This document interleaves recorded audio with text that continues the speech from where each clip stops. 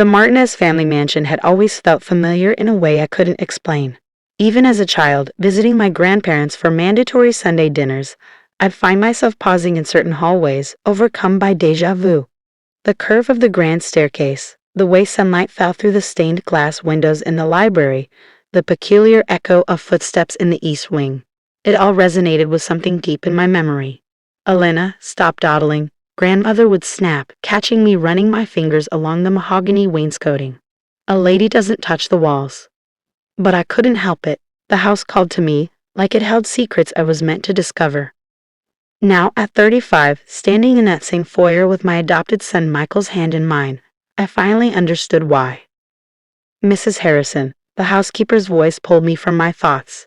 "Your grandparents are waiting in the study." I squeezed Michael's hand reassuringly. At 6 years old, he was already too perceptive, picking up on the tension thrumming through the house. "It's okay, Mio," I whispered. "Remember what we talked about?" He nodded solemnly, his dark eyes serious beneath his unruly curls. "Best behavior. No whining. No touching anything." "That's right. This won't take long." But as we approached the study, I knew I was lying to myself. This conversation had been brewing for months, ever since I'd announced my decision to adopt Michael. My grandparents' reaction had been predictably cold. "A Mexican orphan," grandmother had said during that first phone call, her voice dripping with disdain. "Really, Elena? If you're so desperate for a child, we could have arranged a proper adoption. There are agencies that specialize in better backgrounds." I'd ended that call abruptly, but the comments kept coming. Subtle digs during family events, pointed remarks about bloodlines and heritage, casual mentions of other potential heirs who had real claims to the Martinez fortune. The study door swung open, revealing my grandparents in their usual positions. Grandfather behind his massive desk, grandmother perched on the antique settee by the window. They looked like aristocrats from another era, which I suppose they were, in their minds at least. "Elena," grandfather's voice was clipped. Punctual as always, his eyes fell on Michael, narrowing slightly. "I see you brought the boy." "Michael," I corrected firmly. "Your great-grandson's name is Michael." "Please sit." Grandmother gestured to the leather chairs facing the desk. "Maria, bring us tea, and perhaps some juice for the child." Michael climbed into one of the oversized chairs, his feet dangling above the Persian carpet. He looked so small in that imposing room, surrounded by oil paintings of stern-faced Martinez ancestors. But his spine was straight, his expression composed. Pride swelled in my chest. My son might not have their blood, but he had more dignity in his little finger than they had in their entire bodies. "We've asked you here today," grandfather began, shuffling through papers on his desk, "to discuss a matter of some delicacy. As you know, your father's passing last year significantly altered the family's succession plans. My father's death had been unexpected. A heart attack at 58. We hadn't been close, his dedication to the family business leaving little time for actual family, but his death had still left a hole in my life. More significantly, it had left a hole in the Martinez family hierarchy. As an only child, I was suddenly next in line for everything: the business, the properties, the responsibility of carrying on the family name. "The Martinez legacy spans 6 generations," grandmother added, accepting a teacup from Maria. "6 generations of careful marriages, strategic alliances, and proper breeding. Surely you understand why we have concerns about your recent decisions." "If you mean my decision to adopt Michael," I said evenly, "I don't see how that affects anything. He's my son, legally and in every way that matters." "But he's not a Martinez." Grandfather's voice was sharp. "Not really. The family trust is quite specific about bloodlines and inheritance. We've had our lawyers review everything, and they agree. Adopted children have no claim to the primary estate." I felt Michael stiffen beside me. Though young, he was old enough to understand rejection when he heard it. I placed a protective hand on his shoulder. "That's fascinating," I replied, keeping my voice steady. "Especially since I distinctly remember you telling me that family was about more than blood when you took me in after my mother disappeared." The temperature in the room seemed to drop 10 degrees. Grandmother's teacup clattered against its saucer. Grandfather's face went through several interesting color changes. That was different," he sputtered. "Was it? Because I've been thinking a lot about that lately." About how quickly you stepped in to raise me when Mom vanished. About how you never seemed to look for her, never filed a missing persons report. About how familiar this house has always felt. Elena, grandmother's voice held a warning. Some things are better left in the past. But I wasn't finished. I hired a private investigator last month. Would you like to know what he found? Grandfather stood abruptly, his chair scraping against the hardwood floor. This meeting is over. Take the boy and go. His name is Michael, I said again, standing as well. And we're not going anywhere until we discuss the DNA test results I received yesterday. The color drained from grandmother's face. Grandfather gripped the edge of his desk, his knuckles white. In the heavy silence, I could hear the antique clock ticking on the mantel, marking seconds that felt like hours. What DNA test? Grandmother finally whispered. I reached into my bag and pulled out a sealed envelope. It's interesting, isn't it? How much family secrets can cost. How much people will pay to keep them buried. But you know what's even more interesting? I placed the envelope on grandfather's desk. How much truth can reveal itself through simple genetics? Mammy? Michael's voice was small, uncertain. Can we go home now? Soon, Mio, I promised, not taking my eyes off my grandparents. First, we need to hear a story. A story about a young maid who worked in this house 29 years ago. A maid who caught the attention of the family's only son. A maid who disappeared shortly after giving birth to a baby girl. Grandmother's teacup slipped from her trembling fingers, shattering on the hardwood floor.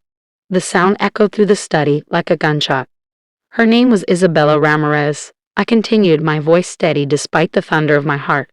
She was 16 when she started working here, 17 when she caught my father's eye, 18 when she disappeared.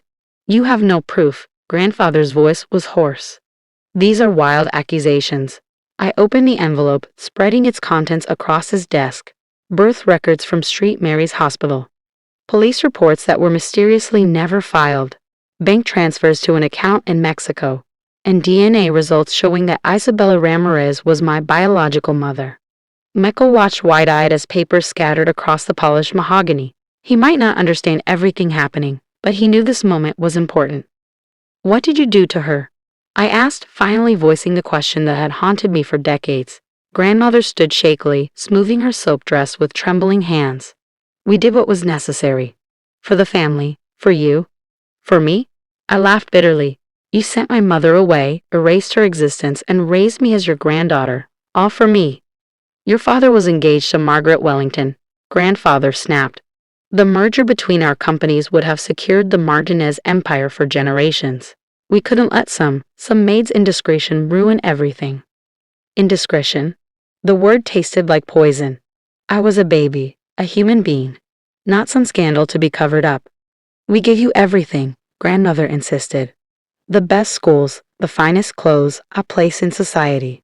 If people had known the truth. If people had known the truth? What? That the great Martinez family wasn't as pure as they pretended. That your precious son got a teenage maid pregnant and you paid to make her disappear. Grandfather slumped in his chair, suddenly looking every one of his 78 years. We paid her well. Set her up with a new life in Mexico. She agreed never to contact you. Did she agree, or did you threaten her? The silence that followed was answer enough. How much? How much did my mother's silence cost? $50,000, grandmother whispered, and a promise that you would be cared for. The number hit me like a physical blow. $50,000.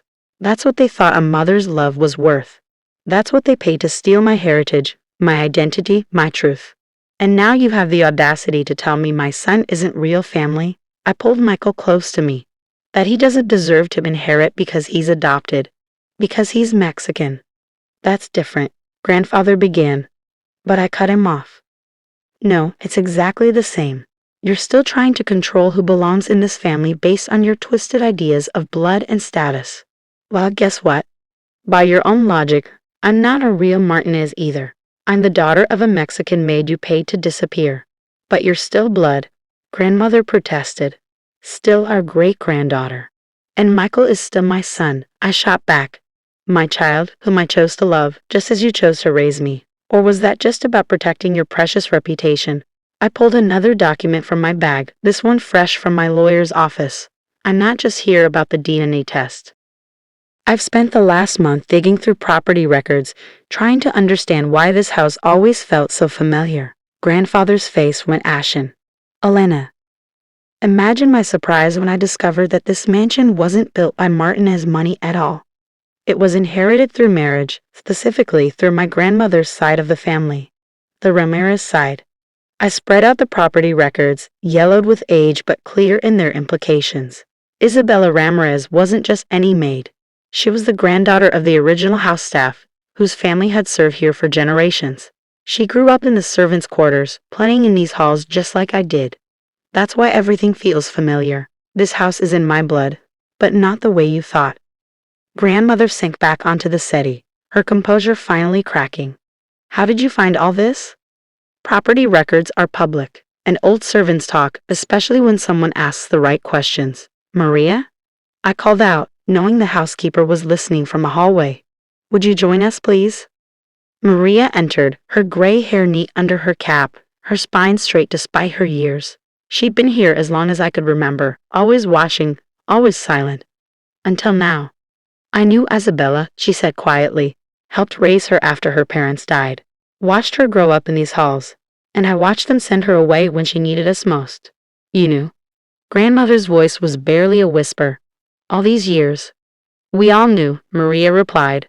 The whole staff knew. We kept your secrets, protected your lies, but we never forgot. I took Michael's hand, drawing strength from his presence. So here's what's going to happen. You're going to sign over control of the family trust to me, not as your granddaughter, but as Isabella Ramirez's daughter, the rightful heir to both sides of this legacy. And if we refuse, grandfather's attempt at defiance was weakened by the tremor in his voice.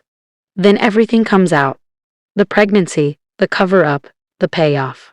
I wonder how the board of directors would react to learning that their chairman engineered the disappearance of a teenage girl, or that the great Martinez family fortune is built on stolen inheritance and buried secrets. The grandfather clock in the corner chimed the hour, its deep tones reverberating through the heavy silence. Finally, grandfather reached for his pen. What will you do? Grandmother asked as he began signing the papers my lawyer had prepared. With the business, the house, everything. I looked down at Michael, who had been watching the entire scene with quiet dignity. I'm going to build something new, something honest, a legacy that doesn't depend on lies and shame. The next few weeks were a whirlwind of legal meetings and financial transitions.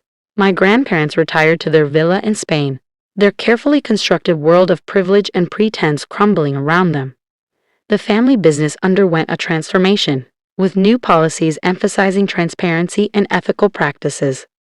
But the real work was personal. With Maria's help and my investigators' contacts, I finally tracked down Isabella Ramirez. She was living in a small town outside Mexico City, teaching at a local school. The woman who opened the door to my knock had my eyes, my smile, and 29 years of pain etched into her face. Elena, she whispered, reaching out to touch my cheek, as if she couldn't believe I was real. Mom, I replied, the word feeling both foreign and deeply right on my tongue. We spent hours talking, crying, sharing the stories of our separated lives. She told me about growing up in this very house, about falling in love with my father despite knowing it was forbidden, about being given an impossible choice. They said you would have a better life without me, she explained, tears rolling down her cheeks. That you would be educated, privileged, protected. I was so young, so scared. I convinced myself they were right. They weren't, I said firmly, holding her hand. No privilege is worth losing your mother. When I introduced her to Michael, she wept again, this time with joy. My grandson, she said in Spanish, gathering him into her arms. Mi nieto precioso. Michael, who had been learning Spanish since I adopted him, replied shyly, Hola, abuela. The Martinez mansion has changed now. The stern portraits of past patriarchs have been replaced with photographs showing the true history of the house, including pictures of the generations of staff who kept it running. The servants' quarters have been converted into a community center, offering education and support to immigrant families. Isabella, my mother, splits her time between Mexico and here, teaching Spanish and sharing stories about the house's history. Michael adores her, soaking up the language and culture that should have been my birthright. Last week, we hosted a family dinner in the formal dining room. But instead of the cold, hierarchical affairs I remember from childhood, this one was warm and loud and real. Maria and the other staff sat with us as equals. My mother's laughter rang through the halls. Michael ran around the table, no longer constrained by rules about proper behavior. "Mommy," he asked later that night as I tucked him into bed, "are we a normal family now?"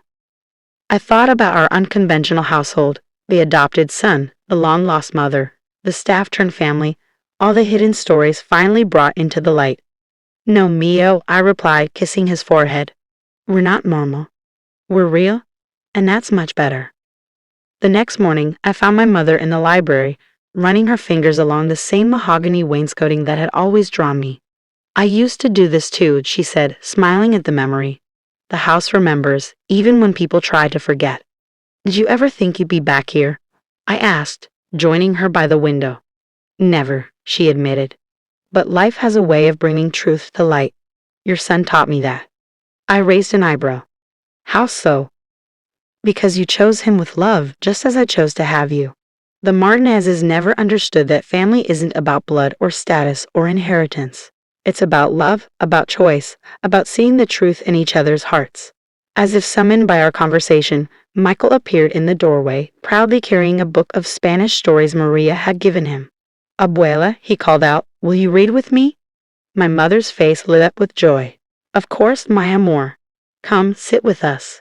As I watched them settle onto the window seat, sunlight streaming through the stained glass and casting rainbow patterns across their faces, I finally understood why this house had always called to me. It wasn't just the physical structure that felt familiar. It was the echoes of love, of belonging, of truth that had been buried but never forgotten. The Martinez family legacy didn't end with my revelation.